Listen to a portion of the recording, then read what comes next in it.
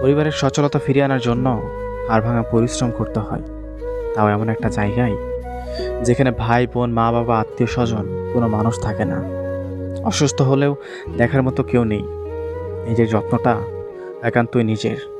এরপরেও সময় মতো পরিবারে টাকা দিতে না পারলে কত কথাই না শুনতে হয়। দিন শেষে প্রিয় মানুষের সাথে একটু কথা বলার জন্য উতলা হলেও একটা সময় পর সেই প্রিয় মানুষটাই বিরক্ত বোধ করে। এমন অনেক মানুষ আছে যারা সময় মতো দেশে ফিরতে না পারার কারণে তার প্রিয় মানুষটিকে হারিয়েছে, অন্যের হয়ে যেতে দেখেছে। এই কষ্টগুলোও তার একান্তই নিজের, শেয়ার করার মতো কোনো মানুষ পায় না। এরপরেও মাসের শেষে তাকে বলা হবে, এই মাসে একটু বেশি করে টাকা পাঠাতে পারবি। কেউ এটা বলে না, বাবা তুই সেখানে ভালো আছিস তো? আমাদের সম্মান করা উচিত সেই সব মানুষদের যাদের হাড় ভাঙা